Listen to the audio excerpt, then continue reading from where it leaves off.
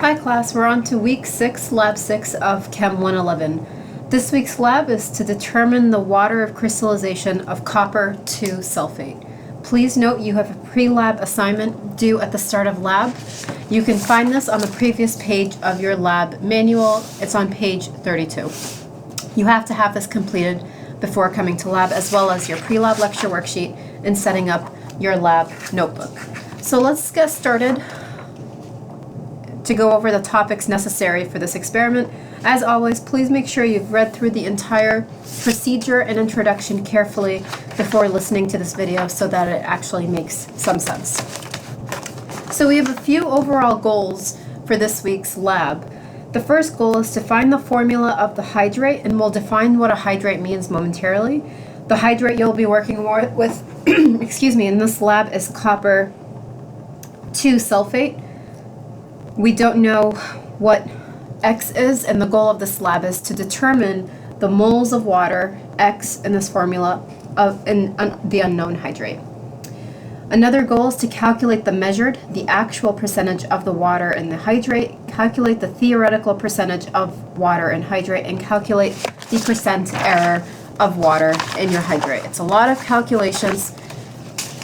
Please make sure that you review chapter 9 in addition with this pre-lab lecture video to help you prepare a little bit better for this experiment. So let's go through the general topics necessary for this lab.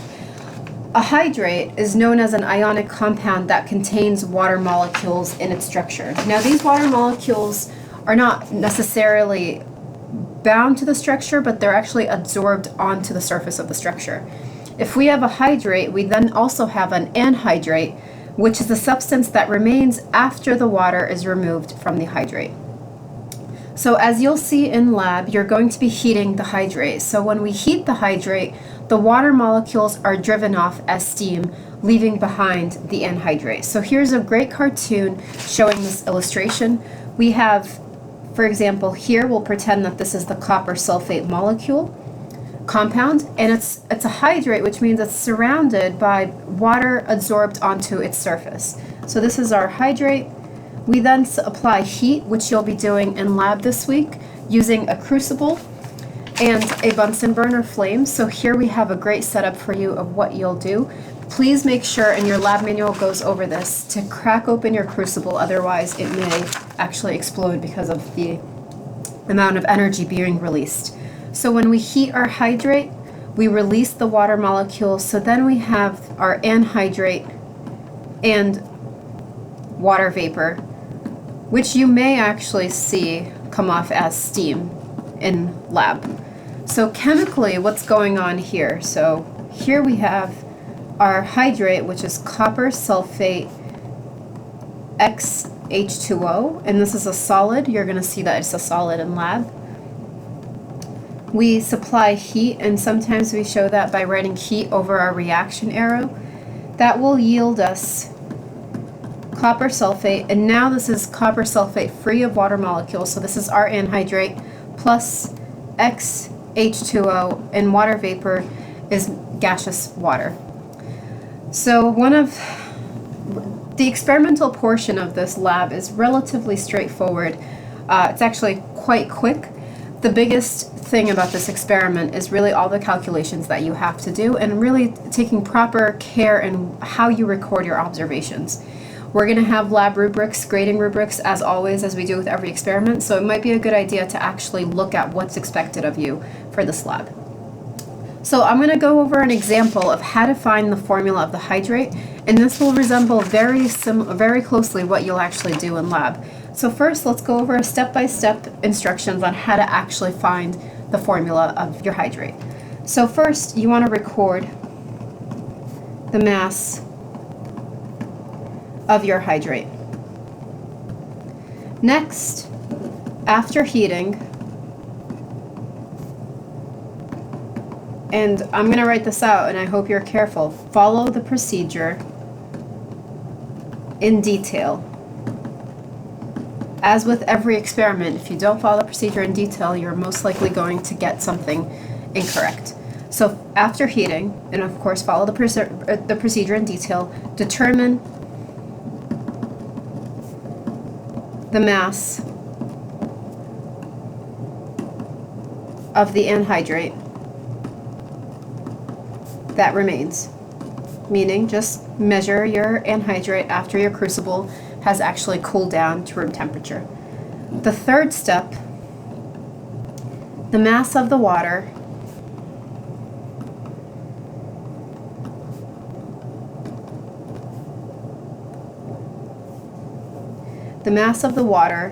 is calculated, the mass of the water that's actually present or was present is calculated by finding the difference between the mass of your hydrate and mass of anhydrate. And that makes a lot of sense. Basically, if we look at this cartoon, we're taking the mass of the hydrate, we're subtracting the mass of the anhydrate, and that will give us the mass of the water. So formula-wise, this is what we have. So mass of H2O present is equal to your mass of hydrate minus mass of anhydrate.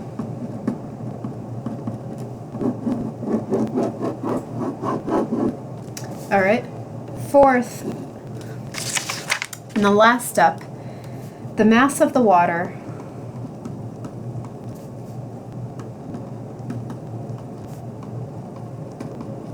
and the mass of the anhydrate are each converted to this unit called moles. And we will go over this in chapter 9. I will also go over this in this lab lecture video so that you are fully prepared for lab. The mass of the water and the mass of the anhydrate are converted to moles, and we do this conversion using their respective molar masses. Again, molar masses is covered in chapter 9, so again, it's really crucial that you actually read chapter 9 for this experiment. It's important that you get a whole number ratio. So if you get a fraction of a number, resolve that by either rounding up or rounding down. We're going to be doing an example with this momentarily. I just want to go over moles and molar masses, etc., before we actually do a physical example with you guys, an actual calculated example. So as we'll go over in lecture, or if you've already gone over in lecture, the mole is a unit for counting particles such as atoms, molecules, or ions. It's also used to relate the mass of an element in grams to the number of atoms it contains. So it's basically a counting unit. Just like we have a dozen as a counting unit, moles are a counting unit. If you recall, we learned last week about balancing chemical equations. So let's actually interpret what this chemical equation says. This equation can say the following: one hydrogen molecule and one iodide molecule react to give 2 molecules of hydrogen iodide. This same reaction also says 1 mole of hydrogen molecules react and 1 mole of iodide molecules react to give 2 moles of HI, hydrogen iodide molecules. One thing that's important to note is that we can't actually measure moles or molecules in lab. We can't actually do that. So what we do in lab instead, so these coefficients, it's basically saying 2 moles. When we don't have coefficients, it means our coefficient is 1. So 1 mole of X molecule. Since we can't actually measure moles or molecules in labs, we use this concept of molar mass, which allows us to convert from moles to grams. Molar mass, if you recall, we briefly introduced this in chapter 2 and chapter 3, is the mass in grams of a substance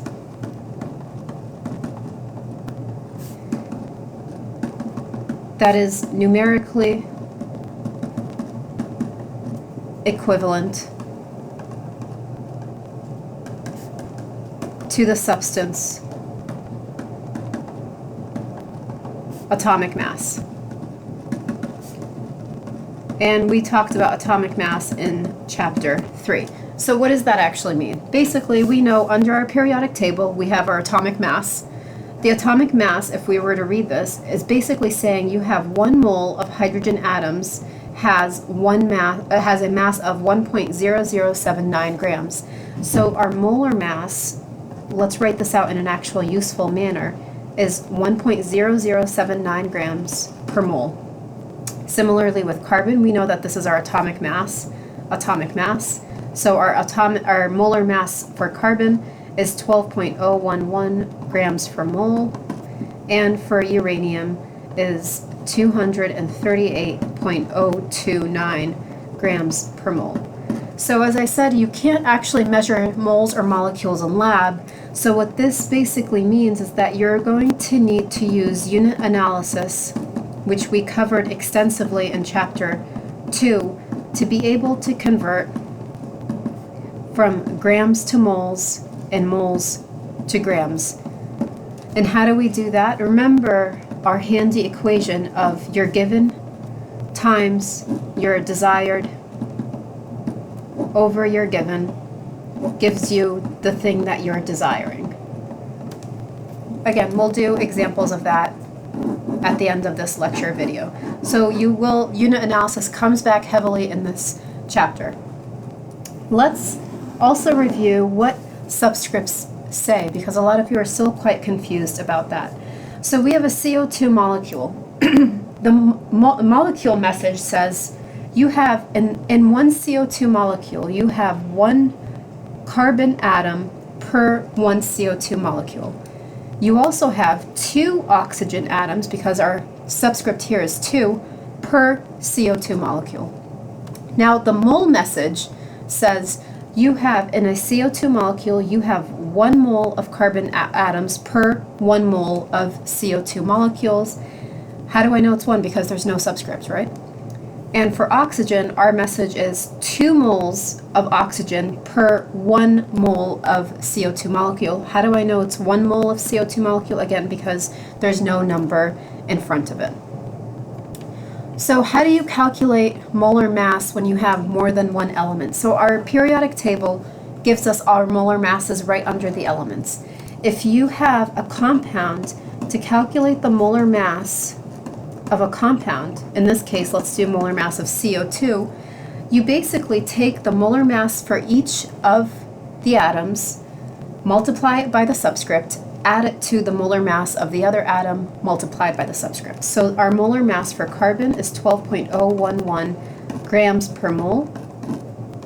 I'm not going to multiply it by 1 because we know something multiplied by 1 is the same thing. Plus, now we have 2, because our subscript for oxygen is 2, times 16.00 grams per mole, which is the molar mass for oxygen.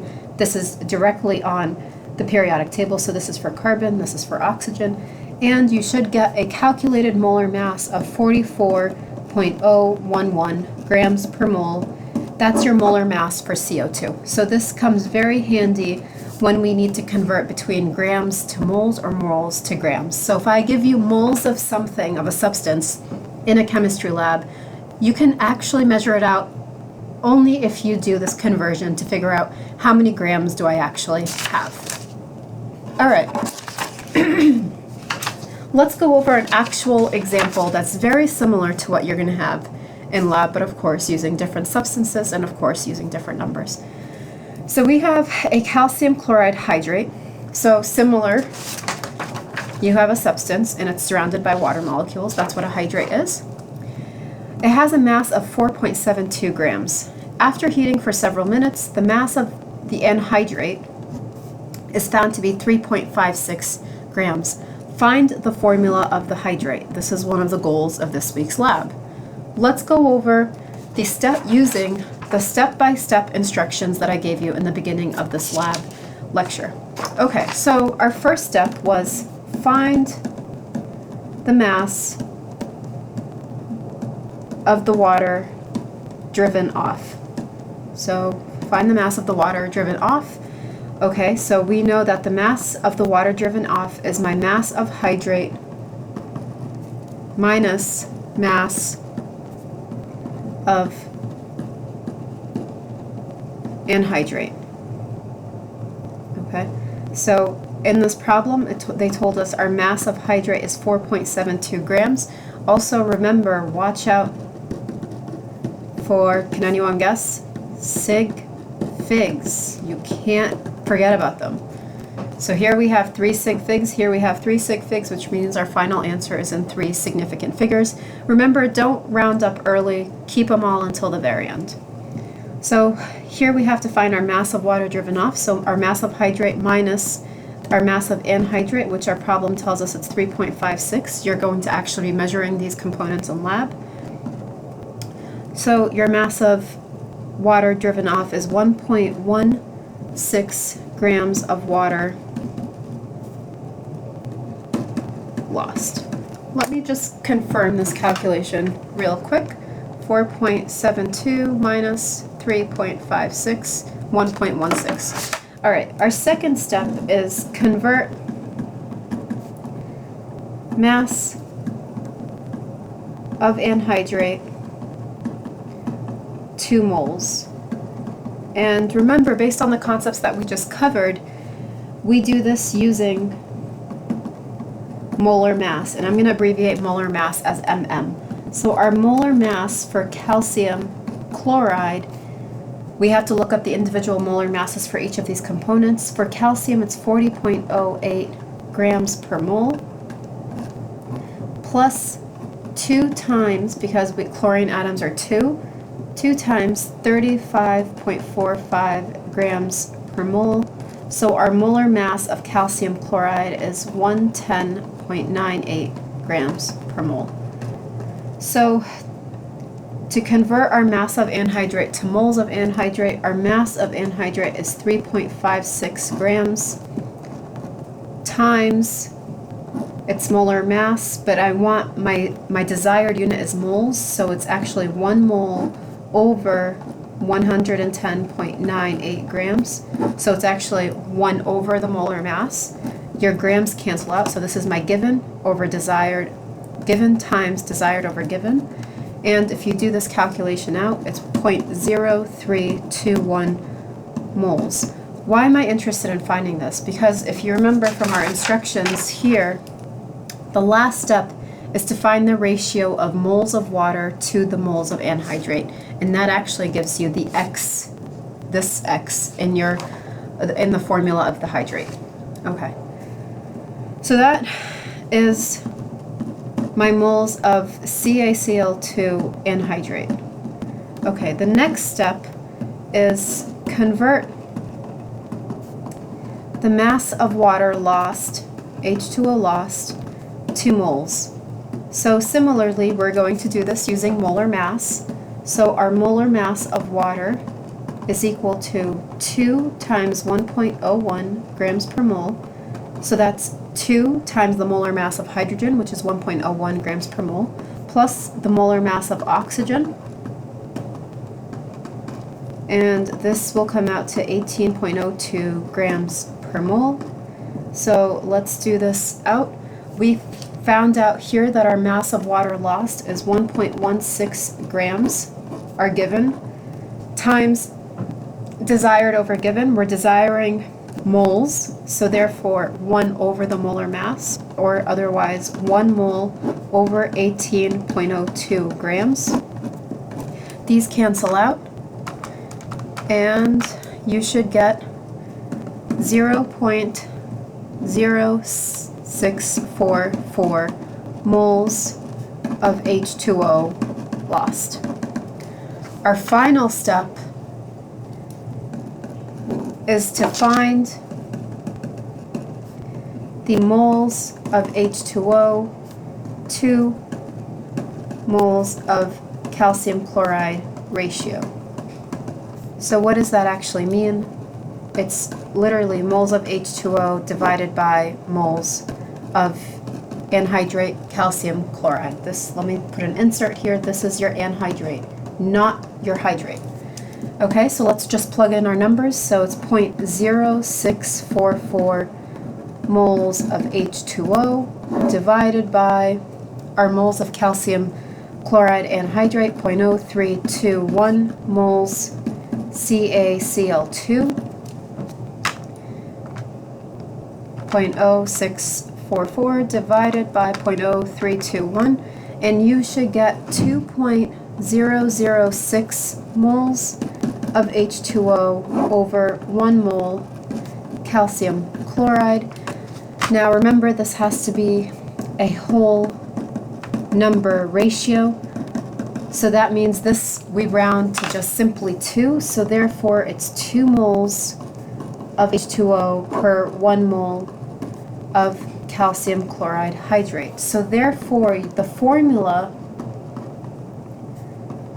of calcium chloride times X water, we just found out what X is. Your formula, now we know there's 2 moles of water per 1 mole of calcium chloride. So it's calcium chloride times 2 moles of water. 2 moles of water, remember this is, the unit is moles, 2 moles of water per 1 mole of calcium chloride. Let's write this out so that you guys understand what we're actually looking at. 2 moles of H2O are combined or absorbed with every 1 mole of calcium chloride. Let's write out our chemical reaction. So here we have calcium chloride times calcium chloride, really the way we say this is calcium chloride dihydrate. Di because of the 2. It's a solid. This is our hydrate. We supply heat to it. It dries off the water and it leaves behind our anhydrate, calcium chloride, and 2 moles of water, and it gives off as steam, water vapor. Okay, so that is one set of the calculations that you're going to have to do for this experiment by, first of all, conducting the experiment, collecting all the data necessary, and then going through something very similar to this. So if you don't already, you have to make sure you actually bring your lecture worksheet with you, pre-lab lecture worksheet with you, so that you can successfully take care of this. So the other calculations that are necessary, so if you actually go into your lab manual on page 35, these are all the calculations. You'll actually be graded on these calculations. Basically what I've just gone through is the first, let's see, it's the first 6 steps of the calculations. Now let's go through steps 7 through 9 using the same example that we just had in our pre-lab lecture. So calculation number 7 is asking us to figure out the theoretical percentage, otherwise known as theoretical yield. The theoretical yield is defined as the maximum amount of product you can make from a given amount of reactions. So here, the theoretical percent of water is defined as, in this case, the molar mass of H2Os in, for our example, calcium chloride dihydrate over, oops, this is 2, over the molar mass of your hydrate, which is molar mass of calcium chloride dihydrate times 100. This gives you the theoretical yield of water, or the theoretical percent of water in your compound. So here we have to actually calculate the molar mass of our hydrate. So let's actually take this up here. Molar mass of calcium chloride dihydrate is equal to the molar mass of calcium, and I'm going to leave out units just for the sake of space here, plus the molar mass, 2 times the molar mass of chlorine, and again I'm getting all of these from the periodic table, plus now here I have 2 moles of this molecule. So let's open brackets,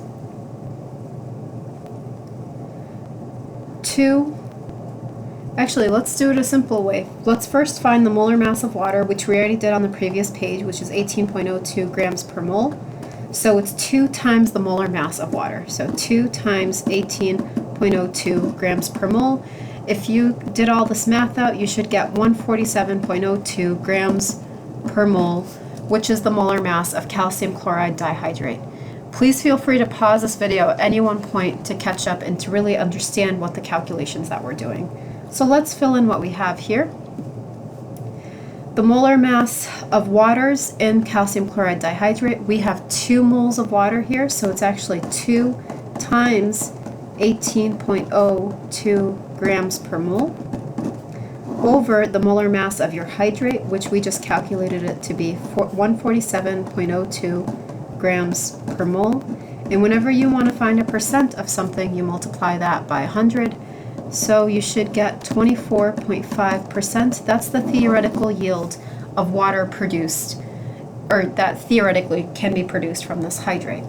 Let's do our actual yield, in other words, measured percentage, what you actually produced. So the actual yield is the amount of product actually obtained. Theoretical yield is, in a perfect world, if our experiment went perfectly, this is the maximum amount of water obtained. So let's go ahead and calculate our measured percent of water. That is our grams of H2O lost over the grams of hydrate times 100.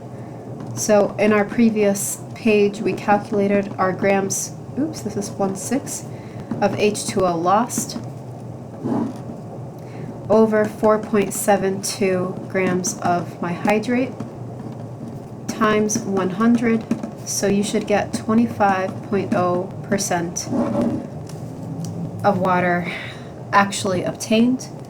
This calculation is similar to what is being asked of you for calculation number 8 in your lab manual. Calculation number 9 wants us to calculate our percent error. So our percent error is defined as our measured value minus our theoretical value over theoretical value.